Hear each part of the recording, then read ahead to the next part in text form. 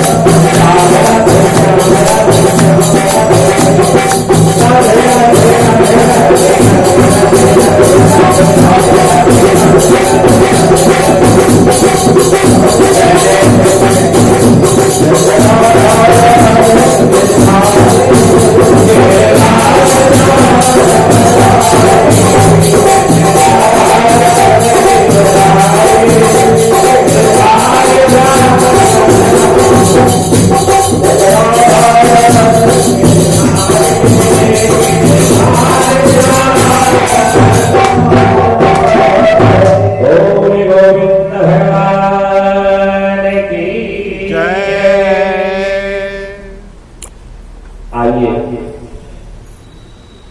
साक्षात भगवान के भागवत स्वरूप जो साक्षात श्रीमद् भागवत महापुराण हमारे आगे उपस्थित है, जिनकी कथा हम सप्ताह दिवस पर्यंत श्रवण करेंगे,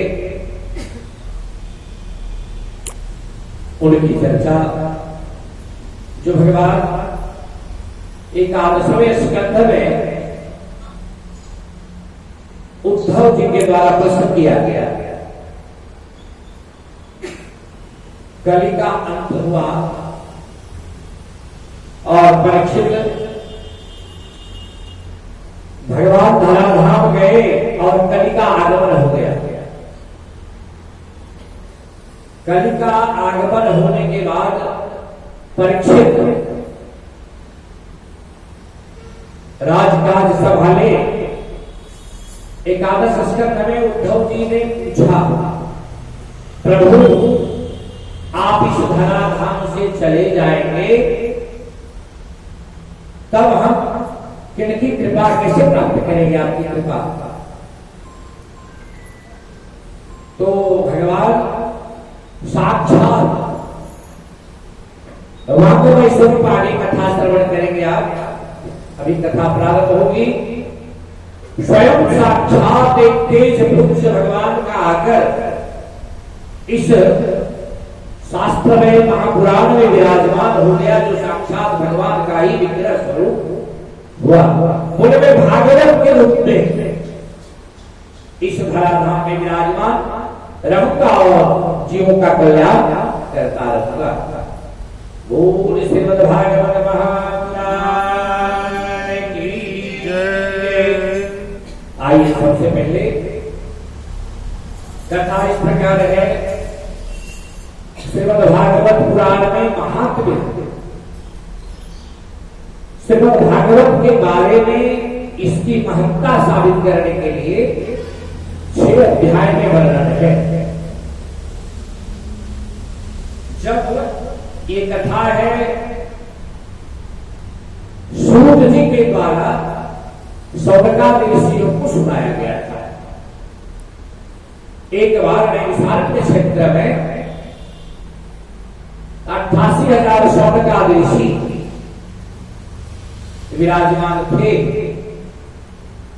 और कली में कुकृत्यों को देखकर जीवों के उद्धार के कुछ यत्न कर रहे थे। किस तरह करके लोगों का उद्धार हो, ऐसा प्रयत्न कर रहे थे। और सौनकादि ऋषि सबसे पहले भगवान ब्रह्मा जी के पास गए। प्रभु कलिकाल में लोग पापी अधर्मी अनेक तरह के कुकर्म करने वाले थोड़े श्रम करके अधिक धन प्राप्त करने वाले हो जाएंगे, नराधम होंगे, अनेक प्रवृत्तियों को करेंगे। इसका उद्धार कैसे होगा प्रभु? एक जगह कथा करवाना चाहते हैं। तो ब्रह्मा जी एक चक्र छोड़े थे। निमि का अर्थ नैमिषारण्य, निमि अरण्य, निमि वाले क्षण, निमि से मतलब क्षण होगा, एक क्षण। वो चक्र छोड़े थे और चक्र के पीछे सभी ऋषि महात्मा दौड़े और वो चक्र जहां गिरा वही नैमिषारण्य हुआ। और उसी नैमिषारण्य में एक बार परम ज्ञानी सूत जी से, जो कोटि सूरजों के समान जिनके पास आस्था है, जो परम ज्ञानी परम तेजस्वी सूत जी से सौनकादि ऋषि ने प्रश्न किया, महाराज कलिकाल का उद्धार का उपाय क्या करना चाहिए लोगों को बचने के लिए पाप से? कृपा करके हम लोग इच्छुक है सुनने के लिए। तो सूत जी बड़े प्रसन्न होकर के कहे सौनकादि ऋषि को कि सौनक जी आपने जीवों के कल्याण हेतु बहुत अच्छा प्रश्न किया, मैं अवश्य श्रवण कराऊंगा। तो वही श्रीमद् भागवत महापुराण जो हम सप्ताह विधि से श्रवण करते हैं, श्रीमद् भागवत सप्ताह की कथा के पूर्व सबसे पहले सूत जी इस भागवत महापुराण के परम आराध्य भगवान श्री कृष्ण हैं, उनका जो है मंगलाचरण किए हैं। सच्चिदानंद रूपाय विषमतपत्यादिहेतवे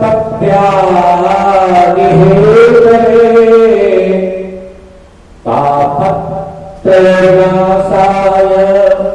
श्रीकृष्णाय नमः। सबसे पहले सूत जी के हम सब के आराध्य भगवान श्री कृष्ण जो श्रीमद् भागवत महापुराण है, सबसे पहले सूत जी ने भगवान कृष्ण की आराधना की, प्रार्थना किया, वंदना किया। इन श्लोक के माध्यम से सच्चिदानंद रूपाय विषमोपत्यादिहेतवे तापत्रय विनाशाय श्री कृष्णाय वयं नमः। श्री कृष्णाय वयं नमः। वयम हम सभी भगवान श्री कृष्ण को प्रणाम करते हैं, नमस्कार करते हैं। कैसे? इनका स्वरूप क्या है, क्यों प्रणाम करते हैं? तो जिनको हम प्रणाम करते हैं भगवान श्री कृष्ण को, उनका स्वरूप लक्षण बताया। क्या? सच्चिदानंद रूपाय। सच्चिदानंद, सत्य, चित्त और आनंद। सत्य, चित्त और आनंद, तीनों रूपों में जो विराजमान है। आनंद घन, सत्य घन, चित्त घन और आनंद घन, सच्चिदानंद रूपाय, जो तीनों रूपों में है। सत्य, सत्य का क्या मतलब? तटस्थ लक्षण क्या बताए? सत्य, सत्यम परम धीमहि। प्रारंभ में और समापन में सत्यम परम धीमहि। सत्य अर्थात जो परम सत्य है, सत्य की जो घन है, अर्थात दूसरी रूप से समझिए जिसके पास असत्य कभी जा नहीं सके, जो असत्य से बिल्कुल परे हो, सत्य के परम धाम, उस सत्ता सत्य रूप से चित्त, चित्त का अर्थ प्रकाश और ज्ञान। दिव्य प्रकाश पुण्य भगवान है। भगवान का जितना ये देख रहे हैं सूर्य चंद्रमा दिन रात वगैरह वगैरह, ये जितना भी है ये भगवान चित्त घन का ही कृपा है। चित्त ज्ञान घन, ज्ञान घन जिसमें अज्ञानता कभी छू न सके, कभी भी अज्ञान रूपी अंधकार जिसे छू न सके, जो परम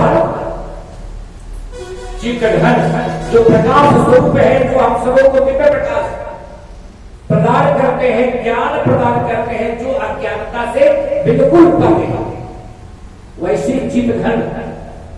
और आनंद, आनंद घन का क्या मतलब? आनंद घन का मतलब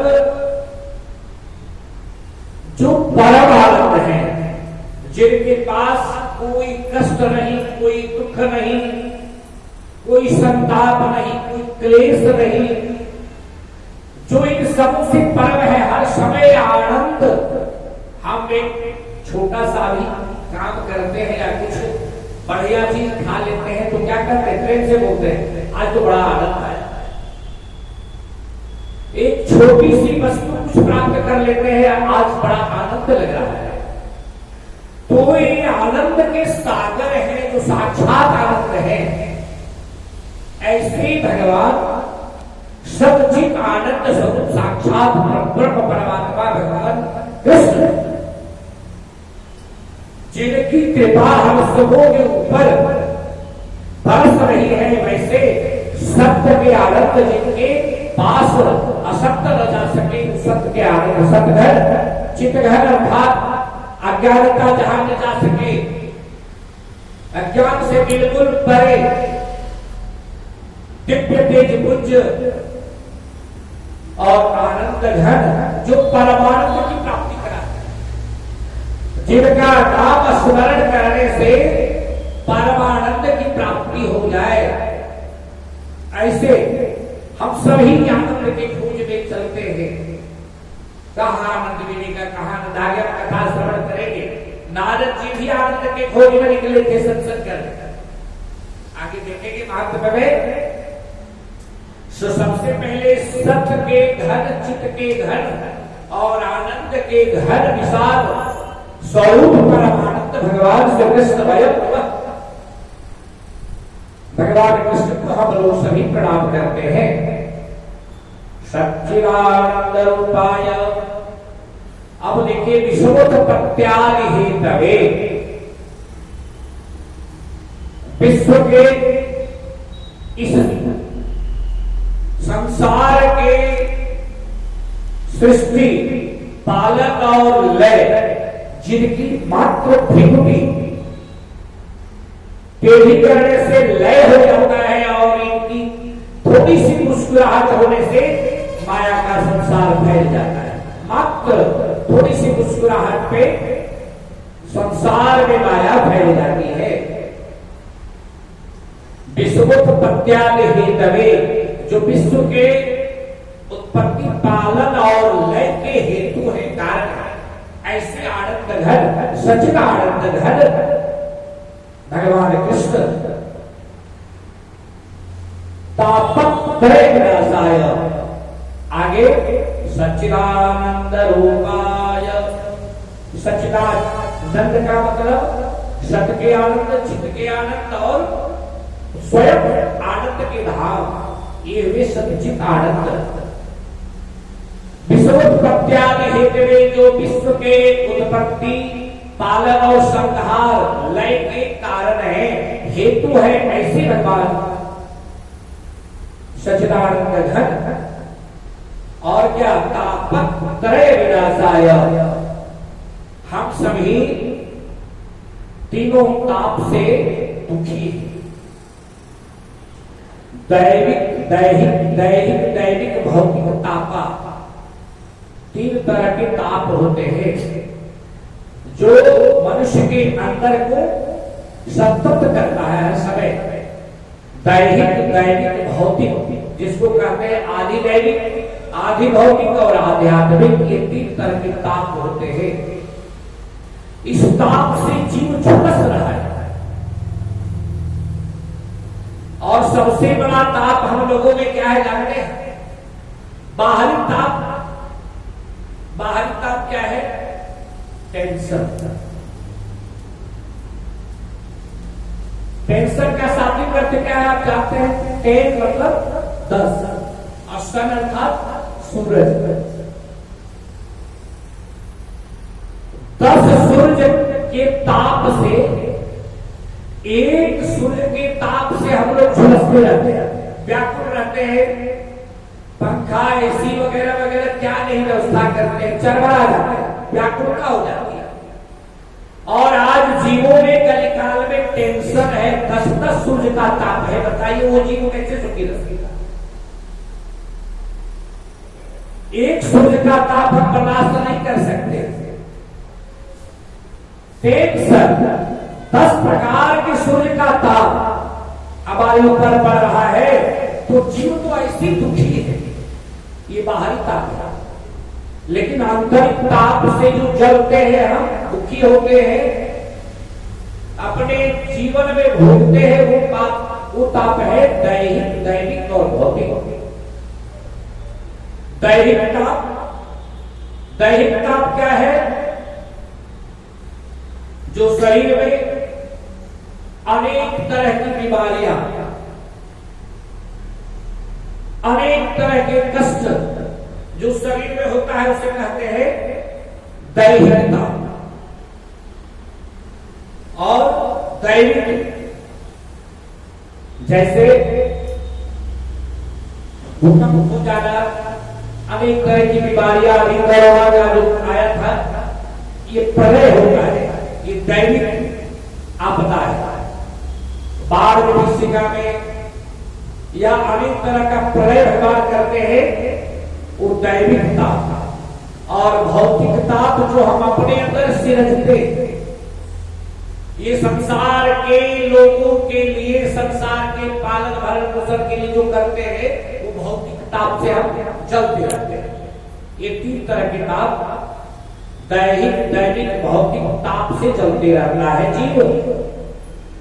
तो भगवान श्री कृष्ण कैसे है?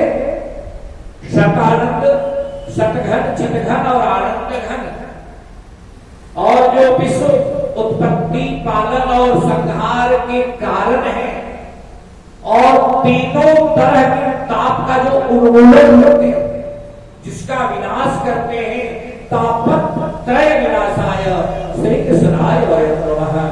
ऐसे भगवान श्री कृष्ण परमानंद स्वरूप हैं, जो तीनों तरह के ताप को मिटाने का कार्य करते हैं। ऐसे वयं नमः, ऐसे भगवान श्री कृष्ण को हम सभी वयं नमः नमस्कार करते हैं, बार बार नमस्कार करते हैं। सूची नमस्कार करके बोले कृष्ण चंद्र भगवान की जय, श्रीमद् भागवत महापुराण की जय। तो सच्चिदानंद रूपाय विश्वोत्पत्त्यादिहेतवे तापत्रय विनाशाय श्री कृष्णाय वयं नमः। ऐसे भगवान श्री कृष्ण जो सत्य घन, चित घन, आनंद घन है, जो तीनों विश्व के उत्पत्ति, पालन और संहार के कारण है, और तीनों तरह के ताप का जो विनाश करते हैं, ऐसे भगवान श्री कृष्ण को नमस्कार है। सूत जी पहले भगवान